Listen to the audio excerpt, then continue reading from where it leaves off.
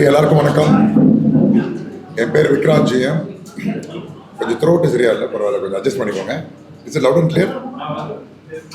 நான் வந்து actually I'm from the entertainment industry. நான் வந்து 1995 என்னோட கம்பெனி ஸ்டார்ட் பண்ணேன். முதல்ல event management company, audio lights, games manufacturing. அதுக்கப்புறம் பார்த்தீங்கன்னா cinema, hotel, resorts, clubs, theme parks கட்டுறது. சவுத் இந்தியாவிலே நான் ஒரு கேம் மேனுஃபேக்சரர். அதாவது மக்களை வந்து சந்தோஷப்படுத்தி சம்பாதிக்கணுன்றது என்னோட சின்ன வயசு ஆசை. அந்த ஒரு விஷயத்தில் நான் வந்து இவ்வளோ ஒரு இண்டஸ்ட்ரி லைனில், என்டர்டைன்மெண்ட் இண்டஸ்ட்ரியில் என்னெல்லாம் இருக்குமோ அதெல்லாம் நம்ம கம்பெனியில் இருக்கணுன்றது என்னுடைய ரிசர்ச்சாக இருந்தது. ஸோ வந்து பார்த்திங்கன்னா என்னோடய சின்ன வயசுலேருந்து நான் வால்ட் டிஸ்னியை ஒரு ரோல் மாடலாக எடுத்து இந்த என்டர்டைன்மெண்ட் இண்டஸ்ட்ரிக்குள்ளே வரணும் அப்படின்றது என்னுடைய கனவு. ஸோ ஆல்மோஸ்ட் 28 வருஷங்கள் இந்த இண்டஸ்ட்ரியில் நான் வந்து ஒர்க் பண்ணியிருக்கேன். பட் என்னென்னா பேக்கெண்டில் இருந்திருப்பேன். நிறைய ஷோஸ்லலாம் அழகி போட்டிகள் நடக்கிறதோ இல்லை பெரிய எக்ஸிபிஷன் ஷோ அதிலலாம் நான் வந்து கேம்ஸ் பண்ணுறது, அந்த மாதிரி பேக்கெண்டில் இருந்திருக்கேன். 2008 முதல் முறையாக இறையன் ஐஏஎஸ் அவர்களால் தமிழ்நாடு சுற்றுலாத்துறையுடைய முதல் உணவு மற்றும் விளையாட்டு திருவிழாவை நான் தான் முதல்ல பண்ணேன் 2008. அதுக்கப்புறம் 15 வருடங்கள் கழித்து இன்றைக்கி இந்த ப்ராஜெக்ட் வந்து நடுவில் நான் தீம் பார்க் கட்டுறதுன்னு நிறைய விஷயங்கள்ல இருந்ததுனால, கோவிட் ஒரு 3 வருடங்களால் இதெல்லாம் கொஞ்சம் டிலே ஆகிருந்தது. ஸோ இப்போது right now we are coming out with a very good concept.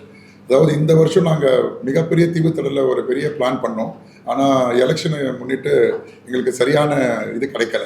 So அதனால நாங்கள் டெண்டர் தள்ளி போயிட்டே இருந்தது. கடைசியில் வந்து அது அலோவே பண்ணலை. திடீர்னு இப்போ கேட்டால் ஜியோ பாஸ் பண்ணிட்டாங்க அங்கே பஸ் ஸ்டாண்டு வரதாக. ஸோ அதனால் இப்போ தீவுத்திடல் பண்ண முடியணுன்னே 12 நாட்கள், ஒரு 12 to 14 days இருக்கும்னு நினைக்கிறேன். வேறு இடம் தேடி வந்தப்போ தான் நாங்கள் இந்த ஃப்ரெஞ்ச் ஃபுட் வில்லேஜ்னு சொல்லி ஈசிஆரில் ஒரு இடம் பார்த்தோம். ஸோ அந்த இடத்துல வி ஹவ் ஜஸ்ட் இந்த கான்செப்ட் எப்படியா பண்ணிடணும் இந்த சம்மருக்கு அப்படின்னு சொல்லி நாங்கள் பிளான் பண்ணியிருக்கோம். மெயினாக வந்து நாங்கள் ஒரு கான்டெஸ்ட் ஒன்று பண்ணிகிட்ருக்கோம், நேஷ்னல் மல்டி டேலண்ட் கான்டெஸ்ட் அப்படின்னு சொல்லி. எங்களுடைய ஒரு குழந்தைங்களை வந்து இப்போ நார்மலாக நடக்கிற எல்லா போட்டிகளும், ஒரு டான்ஸரோ ஒரு பாடகரோ இல்லைன்னா வந்துட்டு அந்த மாதிரி இருக்கிற எல்லா போட்டிகளுமே எப்படி இருக்குன்னா, ஒரு வின்னர் வராங்க, ஜோடி நம்பர் 1 ஒரு ஜோடி வின் பண்ணுறாங்க. அப்புறம் 2வது வரவங்க 3வது வரவங்களாம் வந்து ரொம்ப டிப்ரெஷனில் போகிறாங்க. அதே மாதிரி பார்த்திங்கன்னா நிறைய இந்த டான்சர்ஸ் எல்லாம், சிங்கர்ஸ் எல்லாருமே பார்த்தீங்கன்னா ஒரு பர்டிகுலர் ஒரு ஃபீல்டில் அவங்க இருந்துட்டு அந்த ஃபீல்டில் அவங்க வந்துட்டு ஃபஸ்ட்டு ப்ளேஸ் வரலன்னா அவங்க வந்து ரொம்ப டிப்ரெஷன் போகிறாங்க. முதல்ல வரவங்களுக்குலாம் பேரும் புகழ் எல்லா ஊர்லேயும் நிறைய விஷயங்கள் எல்லாம் நடக்குது. ஆனால் 2வது 3வது வர்றவங்க அவங்களுக்கு வந்து எந்த இதுவுமே கிடைக்க மாட்டேங்குது. ஸோ அதனால் நாங்கள் என்ன பிளான் பண்ணோம்னா, நேஷ்னல் மல்டி டேலண்ட் கான்டெஸ்ட் அப்படின்ற ஒரு விஷயத்தை நாங்கள் எடுத்தோம். மல்டி டேலண்டட் பர்சன்னா என்ன, அது உங்களுக்கு எல்லாருக்குமே தெரிஞ்ச விஷயம் தான். ஒரு துறையிலும் ஒரு மல்டி டேலண்டட் பர்சன் கண்டிப்பாக இருப்பாங்க. ஃபார் எக்ஸாம்பிள் சினிமான்னு எடுத்திங்கன்னா உங்களுக்கு தெரிஞ்ச மல்டி டேலண்ட் பர்சன் யாரோ சொல்லுங்களேன். நான் கேஷுவலாக பேசலாம் இல்லையா? T Rajendar. Okay, correct. Next ஓரளவுக்கு. அடுத்ததாக ஹிப்ஹாப் தமிழா ஓரளவுக்கு ஒரு 20% சொல்லலாம். கமல். யாருங்க சொன்னீங்க? அவருக்கு கண்டிப்பாக கை தட்டுங்க. கமலஹாசன் அவர் ஒருத்தர் தான் நம்ம வந்து மல்டி டேலண்டட் பர்சன் அப்படின்னு சொன்னால், சினிமா லிஸ்டில் டைரக்டரா, ப்ரொடியூசரா, பாடகரா, சிங்கரா, டான்ஸரா, இந்த மாதிரி எல்லா விதமும் டெக்னாலஜியை கொண்டு வர்றது, இந்த மாதிரி நிறைய விஷயங்கள்ல இருக்கிற ஆள் அப்படின்னு பார்த்தா கமலஹாசன் ஒருத்தர் தான். நான் 3 வயசுலேருந்து அவருடைய ரசிகர், அதனால கண்டிப்பாக சொல்லி தான் அவன். ஏன்னா அவரை பார்த்து நான் பரதநாட்டியம் கற்றுக்கிட்டவன். So I love Kamal Haasan from the childhood.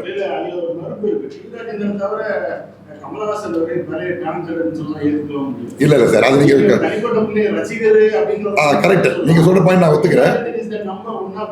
எப்படி சார் சொல்கிறீங்க? சரி, டி ராஜேந்திரன் என்னெல்லாம் பண்ணுவார் நீங்கள் சொல்லுங்களேன். இல்லைங்க, அடுத்தது இதெல்லாம் பண்ணுவாரு. பரதநாட்டியம் ஆடுவாரா? இல்ல சார், அவர் பரதநாட்டியம் ஆடுவாரான்னு கேட்டேன். அவர் பரதநாட்டியம் ஆடுவாரா? ஆட மாட்டார். நான் ஒரே பதில் சொல்லிட்டேன். ஸோ மல்டி டேலண்ட்ன்றது இப்படிதான் சார். நானும் டிராஜ் ரசிகர் சார், தப்பி தெரிஞ்சிடாதீங்க. என் பக்கத்து வீட்டுக்காரரு அவரு.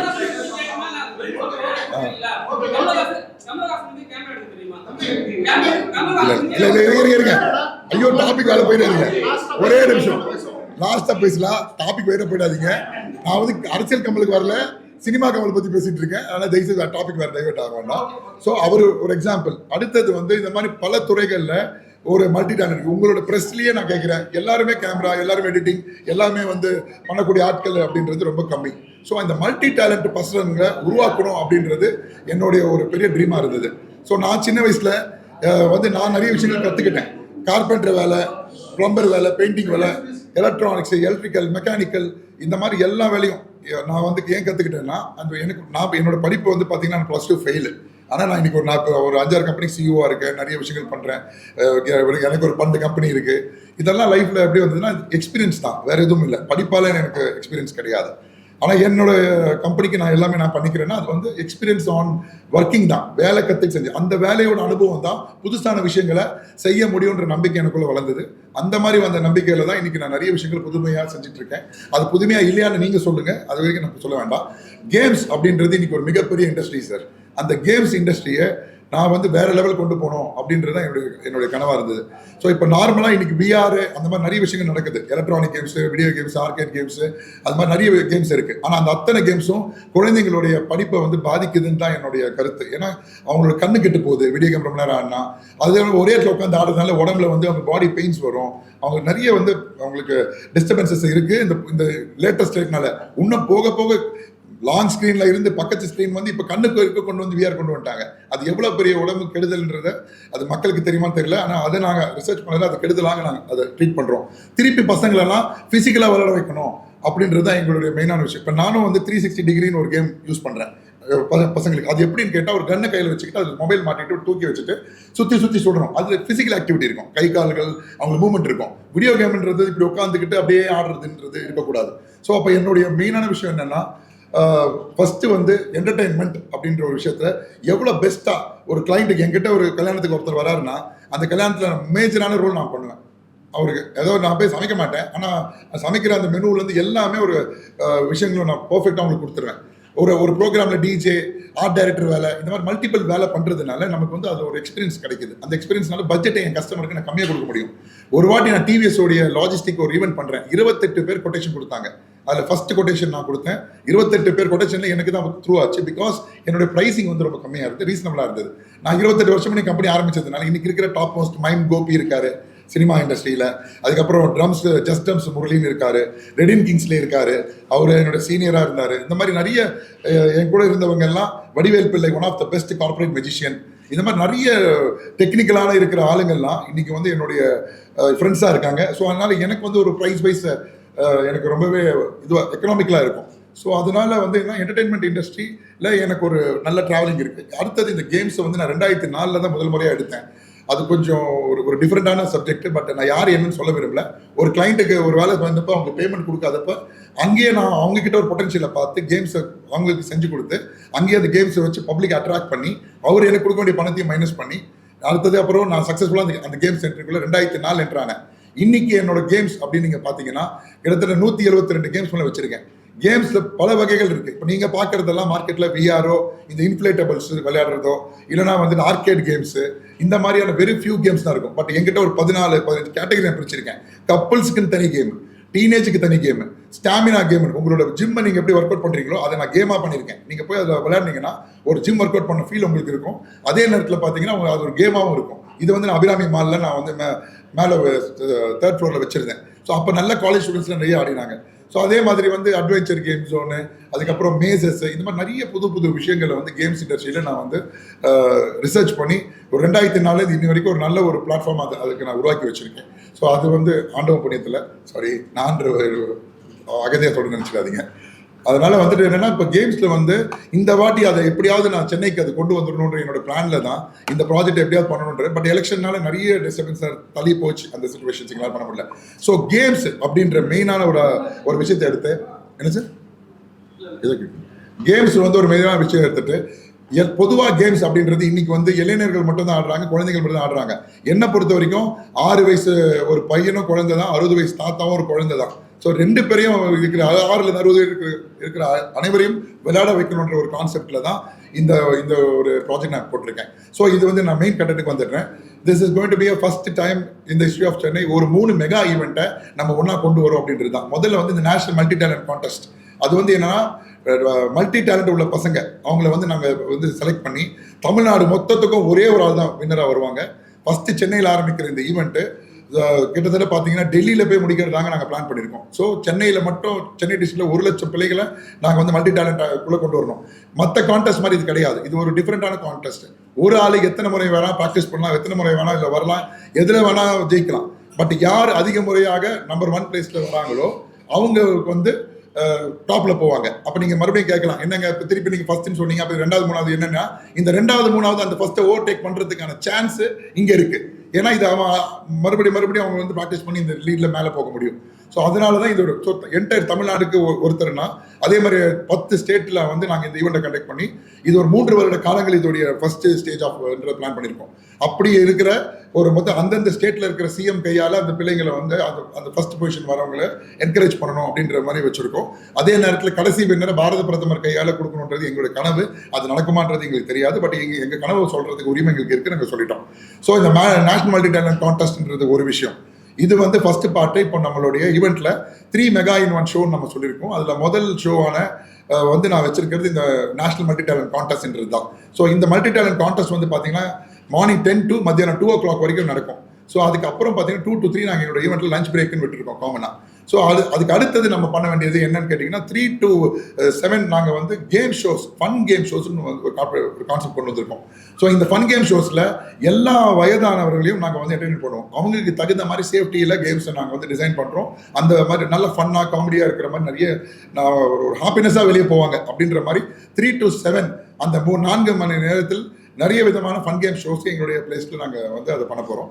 அடுத்ததாக 7 to 11 இந்த 7 to 11 வந்து பார்த்தீங்கன்னா we have a variety entertainment programme. முதல் முறையாக நாங்கள் வந்து சென்னையில் நிறைய ஈவெண்ட்ஸில் நாங்கள் வந்து ஒரு இன்டர்நேஷனல் ஆர்டிஸ்ட் கொண்டு வந்து ரஷ்யன் டான்சர்ஸ் இது மாதிரி நிறைய கொண்டு வந்திருக்கோம்.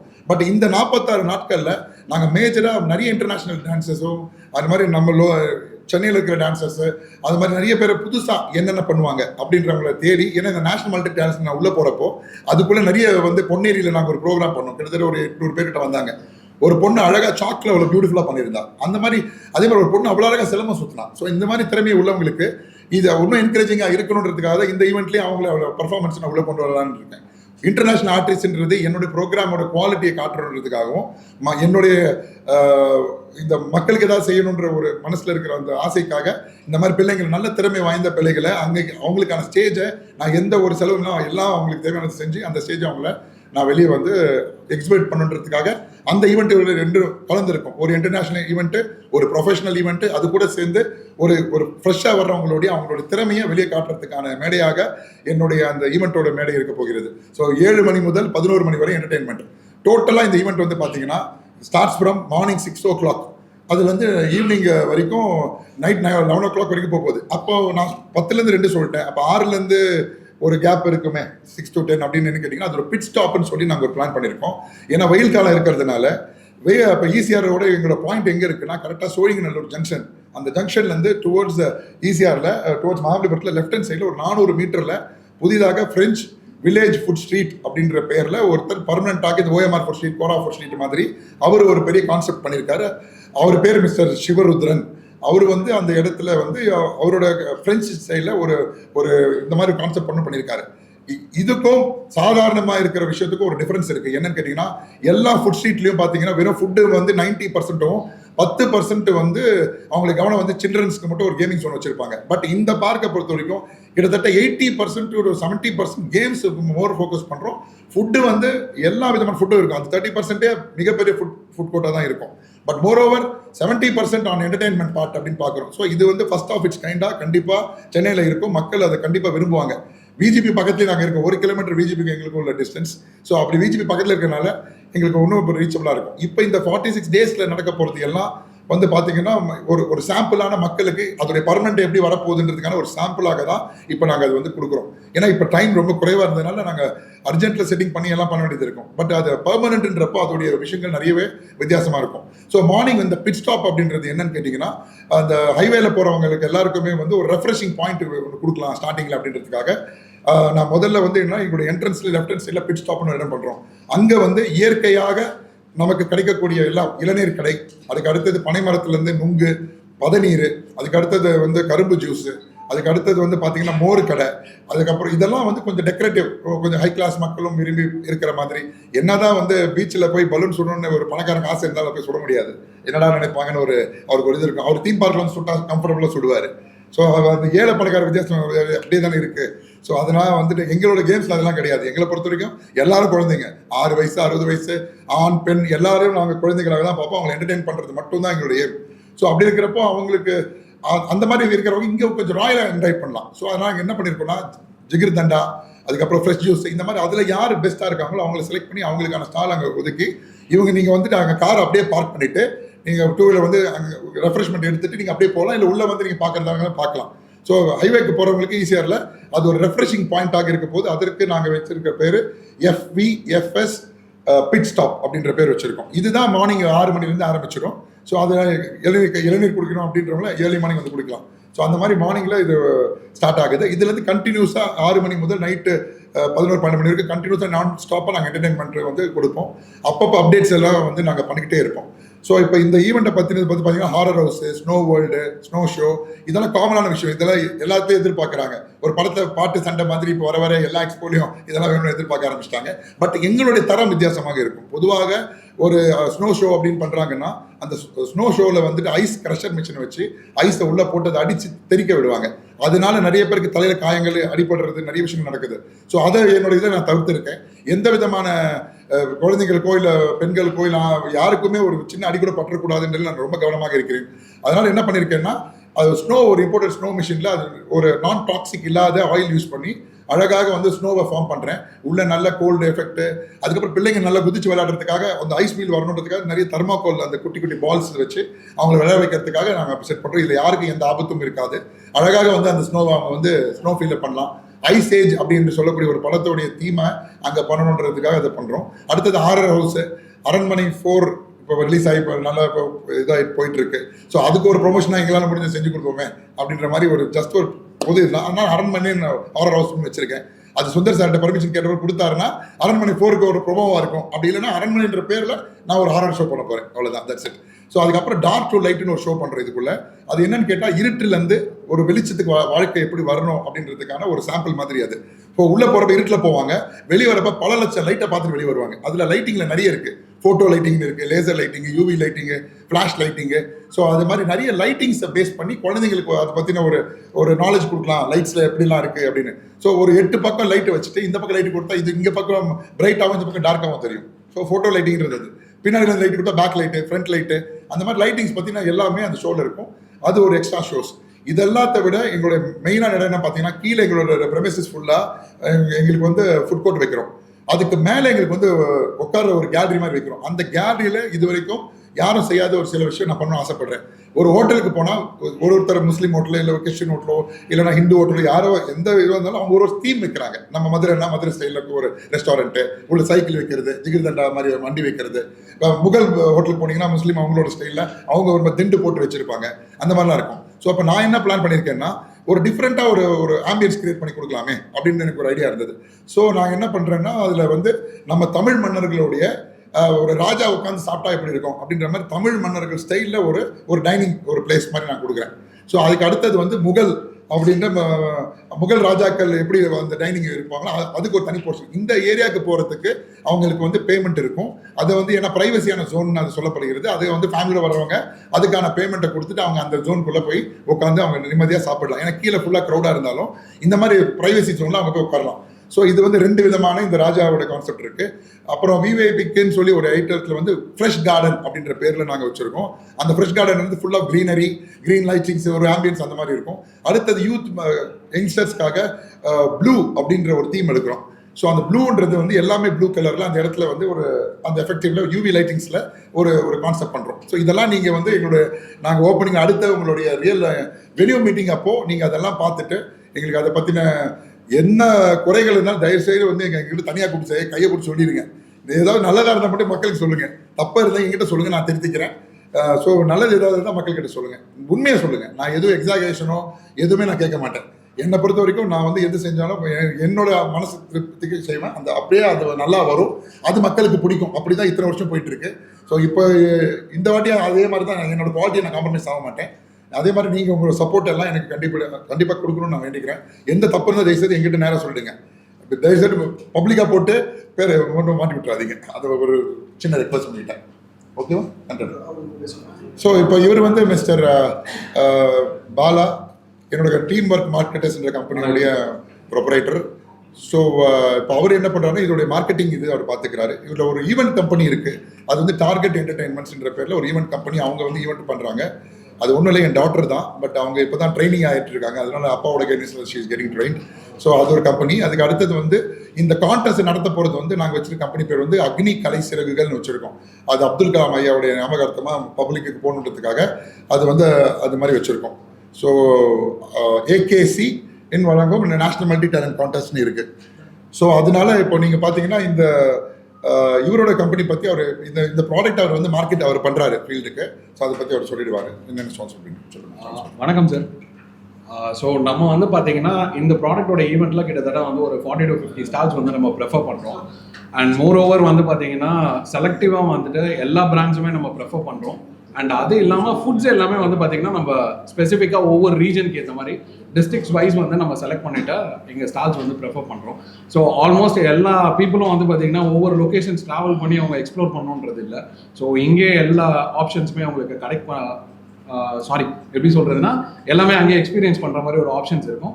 அண்ட் மோர் ஓவர் ஒரு ஃபேமிலியாக வராங்க அப்படின்னா ஒரு ஃபேமிலி என்டர்டெயின்மெண்ட்டுக்கான ஆப்ஷன்ஸ் எல்லாமே உங்களுக்கு இந்த இடத்துல ப்ரிஃபரபுளாக இருக்கும் அப்படின்றது தான். ஸோ உங்களோட வென்யூ மீட்டிங் நீங்கள் வரும்போது இன்னும் அதை எக்ஸ்பீரியன்ஸ் பண்ணும்போது இதுக்கான அவுட்புட்டை நான் சொல்கிறத விட அங்கே எக்ஸ்பீரியன்ஸ் பண்ணும்போது இவங்களுக்கு எந்த ப்ராப்பரான ஒரு கிளியரன்ஸான ஒரு ஸ்டேட்மெண்ட் இருக்கும் அப்படின்றது. ஆக்சுவலாக நாங்கள் வந்து 12th அன்னைக்கு வந்து தான் சண்டேக்கு தான் நாங்கள் இப்போ டார்கெட் பண்ணியிருக்கோம். நாளைக்கு வந்து ஒர்க்கு நாங்கள் ஃபுல் ஃப்ளெஜ்டாக போனால் கூட எங்களோட திருப்தின்றது சண்டேலேருந்து ஆரம்பிக்கும்ன்ற மாதிரி தான் இருக்குது. ஸோ நீங்கள் அதை பற்றி சொல்கிறதா இருந்தாலும் இந்த மாதிரி ஃப்ரைடே வந்து நாளைக்கு அதை நாங்கள் லான்ச் பண்ணுறதாக இருந்தாலும் பட் நாளுக்காக நாங்கள் வந்து 12th தான் சண்டே தான் எங்களோட மெயினான டார்கெட் டே. ஸோ அன்றைக்கி தான் ஏன்னா ஒர்க்கிங் இருக்கிறவங்களால வர முடியாது ஃப்ரைடே சாட்டர்டே. ஸோ சண்டே மக்கள் கண்டிப்பாக வந்து இதுக்கு வருவாங்க. ஸோ அதனால் அந்த சண்டே டார்கெட்டுக்கு தான் நாங்கள் மெயின் பண்ணி இப்போ டே அண்ட் நைட்டாக ஒர்க் பண்ணிட்டுருக்கோம். ஸோ அதனால் நாளைக்கு ஓப்பனிங்கிறது ஒரு இதுவாக கொடுத்தா கூட இப்போ ஞாயிற்றுக்கிழமை முதல் முழுவீச்சாக இருக்கும் என்பதை நீங்கள் வந்து கண்டிப்பாக அதை வந்து மக்கள்கிட்ட சொல்லணும். நாங்கள் சொன்ன உடனே அவங்க வந்து ஏமாந்துடக்கூடாதுன்றதும் எங்கள் மைண்டில் இருக்குது. ஸோ அதனால் will be fully ready by Sunday onwards on ஃபீல்டுன்றது உங்களுக்கு நான் சொல்கிறேன். அதுக்கு அடுத்தது வந்து முக்கியமான இதில் இந்த செஷனோட லாஸ்ட் உங்ககிட்ட ஒரு ரெக்வஸ்ட் இருக்குது. என்னென்னா நாங்கள் வந்து தேனி கேன்சர் இன்ஸ்டியூட் அப்படின்ற ஒருத்தங்களோட நாங்கள் டைப் ஆகிருக்கோம்.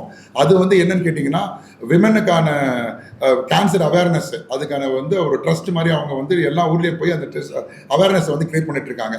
ஸோ அது வந்து பெண்களுக்காக நாங்கள் அதையும் அந்த அவங்களுடைய அவேர்னஸ் ஒரு ப்ரோக்ராம் ஒரு 4-5 ப்ரோக்ராம் இந்த 46 நாட்களுக்குள்ளே நடக்கும். அதுக்கப்புறம் 2 பிளட் கேம்பெயின்ஸ் வந்து பிளான் பண்ணியிருக்கோம். அதுக்குள்ளே வந்து கண்டிப்பாக அது ஏதாவது மக்களுக்கு அது பண்ணணும் அப்படின்ட்டு. அதுக்கப்புறம் வந்து பார்த்தீங்கன்னா அந்த அக்கறை நாங்கள் போயிருக்கிற முதல்ல இந்த பெரிய அந்த அக்கறை இருக்குல்ல ஒரு இலவச மருத்துவம் எங்கள் அம்மா டாக்டர் சீஸ் ரிட்டையர்டு 75 வயசு. அதனால் அவங்கள வந்து அங்கே உட்காந்து இலவசமாக மக்களுக்கு வந்து வைத்தியம் பார்க்கணும். நாங்கள் ஒரு கிளினிக் இப்போ போடலான்னு எனக்கு ஒரு இது இருக்குது. ஸோ அதுவும் நான் ஓப்பனிங் அப்போ சொல்கிறேன். அது நடந்ததுக்கப்புறம் அதை பற்றி பேசிக்கலாம். இப்போ ஜஸ்ட் எங்களுக்கு கூட இதை மட்டும் சொல்கிறேன். ஸோ சோஷியலாக எங்களால் என்ன முடியுமோ மக்களுக்கு என்ன எங்களால் நல்லது செய்ய முடியுமோ மக்களுக்கு நாங்கள் செய்யணும்னு நினைக்கிறோம். உங்களோட எல்லாருடைய ஆதரவு கண்டிப்பாக இருக்கணும். ப்ளீஸ் எல்லாம் சப்போர்ட் பண்ணுங்கள். இந்த ஷோவை எங்களுக்கு ஒரு கிராண்ட் சக்ஸஸாக பண்ணி கொடுங்க. உண்மையை எழுதுங்க. நான் ஒன்றும் எந்த கிராக்ஷனும் எனக்கு வேண்டாம். உண்மையை எழுதுங்க. ஓகேங்களா? கொஸ்டின்ஸ் ஏதாவது என்ன கேளுங்க, நான் அதை பதில் சொல்கிறேன்.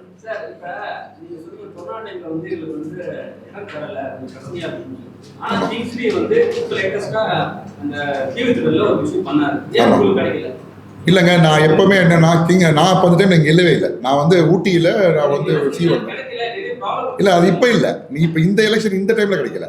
இப்போ இந்த டைம் நானும் ரெண்டு பேரும் சேர்ந்து தான் பிளானே பண்ணோம். அவர் வந்து ஆக்சுவலி அவர் வந்து ஷோ ஆர்கனைசர், நான் வந்து உள்ளுக்குள்ள பேக் அண்ட் ஒர்க் பண்ணுவேன். ஸோ அதனால் இந்த வாட்டி இந்த கான்செப்டை நான் ரெடின் கூட சேர்ந்து செய்கிறதாக தான் முதலாக இருந்தது. அப்படி தான் நாங்கள் பேசிகிட்டே இருக்கோமே. பட் இப்போ என்னாச்சுன்னா டெண்டரில் ஒரு சின்ன இஷ்யூஸ் வந்தது, லேட் ஆச்சு. அப்போ சீசன் போச்சுன்னா அங்கே வந்து இப்போ இந்த இடம் வந்து எங்களுக்கு வந்து பார்த்தீங்கன்னா ரெடியாக இருக்குது, கன்ஸ்ட்ரக்ஷன் ரெடியாக இருக்குது, ஸ்ட்ரக்சர் ரெடியாக இருக்குது. இப்போ அங்கே நான் போடணும்னா குறைஞ்சது 20 நாள் முன்னாடி நான் வேலை ஆரம்பிக்கணும். 20 நாள் முன்னாடி நான் வேலை ஆரம்பித்து ஃபுல் ஃப்ளெஜ்டாக நாங்கள் வந்து செட் பண்ணி ஷெட்டு போட்டு பிளாட்ஃபார்ம் பண்ணுறது ரொம்ப டைம் ஆகிடும். அதனால தான் எங்களால் வந்துட்டு இந்த வாட்டி முடியல. ஸோ ரெடி என்ன சொல்லிட்டாருன்னா ஜூலையில் நம்ம பண்ணலாம் வைக்கலாம். நான் இப்போ இந்த லிட்டில் ஃபோக்ஸை வந்து ஃபோக்கஸ் பண்ணுறேன்னு சொல்லிட்டு அவர் அதை இது பண்ணியிருக்காரு. பட் எனக்கு அதை விட மனசு இல்லை. சரி எப்படியாவது பண்ணிடணும் அப்படின்னு சொல்லிட்டு இப்போ அது அந்த இடத்தோட ஓனர் மிஸ்டர் சிவருத்ரன் வந்து எனக்கு அந்த ஆப்ஷன் கொடுத்ததுனால இது அமைஞ்சது. அது கடவுள் சரி. அப்போ கரெக்ட் சார் நீங்க நான் சொல்றது அப்ப விஜிபி லெவலுக்கு அப்படி சொன்னீங்கன்னா அப்ப எம்ஜிஎம் எப்படி பிழைக்கிறது, அப்புறம் மாமல்லபுரம் என்ன வருது, பாண்டிச்சேரி என்ன வருது? அப்படிலாம் இல்லை சார். சார் என்னோட கான்செப்ட் ஒரே விஷயம் தான் சார். நான் எங்க போய் உட்காந்தாலும் சரி, ஒரு சிங்கப்பூர்ல இருக்கிற ஒரு சென்டோசா ஐலாண்டுக்குள்ள ஒரு தீவுல ஒரு விஷயத்த செஞ்சு ஒரு அமெரிக்கா நாங்க வர வைக்க முடியும்னா, நான் வந்து இங்க ஈசிஆர்ல ஒரு விஷயத்தை செஞ்சு இங்க இருக்கிற சுத்தி இருக்கிற 30 கிலோமீட்டர் வர வைக்க முடியாதா? வர வைக்க முடியும் சார். அந்த கான்ஃபிடன்ஸ் எனக்கு 100% இருக்கு. தரம் நல்லா இருந்தா, நம்ம செய்யற வேலை நல்லா இருந்தா, மக்களுக்கு பிடிச்சிருச்சுன்னா, நான் கொடுக்குற ஃபுட்டு நான் பர்ஃபெக்டா சமைப்பேன். எனக்கு அது ரொம்ப இன்ட்ரெஸ்ட். ஸோ அந்த ஃபுட்டெல்லாம் நீங்க வந்து சாப்பிட்ட அப்புறம் உங்களுடைய அந்த ரிலீஸ்ல உங்க எல்லாருக்கும் என்னோட விருந்து, அதுல மோஸ்ட் ஆஃப் த ஐட்டம் நான் சமைச்சு உங்களுக்கு கொடுக்குறேன். நீங்க சாப்பிட்டு இதே தான் 2008 இறையன்போட ஈவெண்ட்ல நான் பண்ணேன். அன்னைக்கு வந்து பிரஸ்ல அத்தனை பேரும் அது சாப்பிட்டதுக்கு அவ்வளவு வாழ்த்து எனக்கு எழுதினாங்க. அன்னைக்கு அப்போ அவ்வளவு பெரிய எனக்கு ரீச் கிடைச்சது. அன்னைக்கு சோசியல் மீடியாவில் இல்ல, வெறும் 12-14 ரிப்போர்ட்டர்ஸ் தான் வந்திருந்தாங்க. 14 பேரும் ஒரு மிஸ்டேக் கூட சொல்லலை. தீவுத்தொடர் வரலாறு என் ரெக்கார்டை இன்னி வரைக்கும் யாரும் பிரேக்கும் பண்ணல. சொன்னதுக்கு மேல 2.5 லட்சம் பேர் 2008 அந்த உணவு திருவிழாவுக்கு வந்தாங்க. ஒரு எஃப்ஐஆர் ஃபைல் ஆகல கவர்மெண்டோட எக்ஸ்பென்ஸ்ல. சொன்னதுக்கு 1/2 மணி நேரம் முன்னாடி திறந்த ஒரே எக்ஸ்போ இன்னி வரைக்கும் என்னுடைய அந்த உணவு திருவிழா, நான் பண்ண அந்த உணவு திருவிழா. அது மாதிரி நிறைய ரெக்கார்ட்ஸ் அதில் இருக்கு. எல்லாருக்கும் சர்டிஃபிகேட் கொடுத்தேன். கடைசி நாள் வந்து ஜிஎம் வந்து எல்லாருக்கும் சர்டிஃபிகேட் கொடுத்தாரு. வான வேடிக்கையோட அந்த ஈவெண்ட்டை முடிச்சேன்.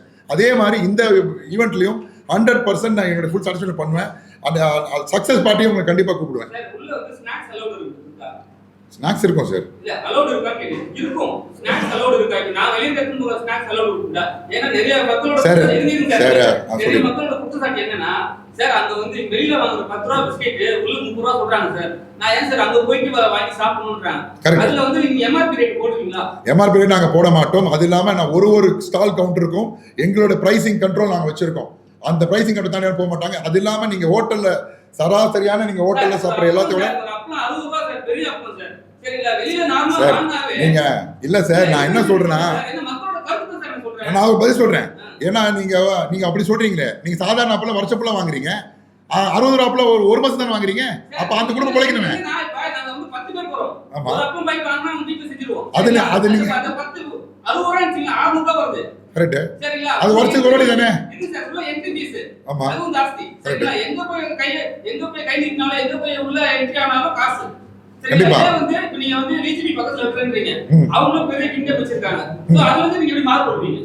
அதுல இருந்து எப்படி மாறப்படுவோம்னா, முதல்ல எங்களோட இதுல நிறைய புதுமையான விஷயங்கள் இருக்கும். Point number 1.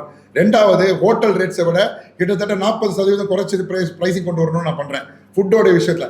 அதே மாதிரி ஹைஜீனிக், குவாலிட்டி, எல்லாத்துலயும் எங்களுடைய தரம் வந்து அங்க உங்களுக்கு நீங்க பாக்குறப்ப நீங்களே போட்டு எனக்கு அதுக்கான ரிப்ளை நீங்களே சொல்லுங்க.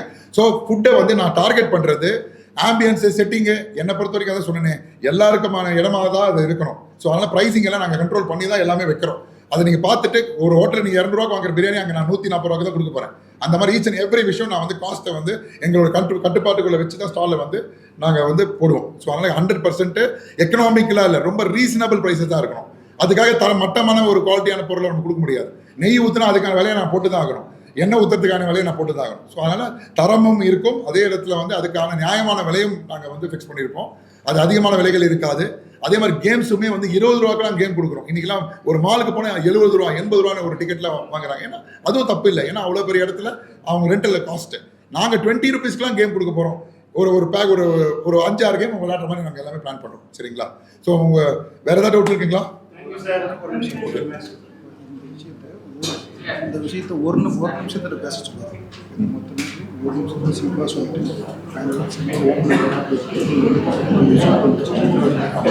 ஃபைன்.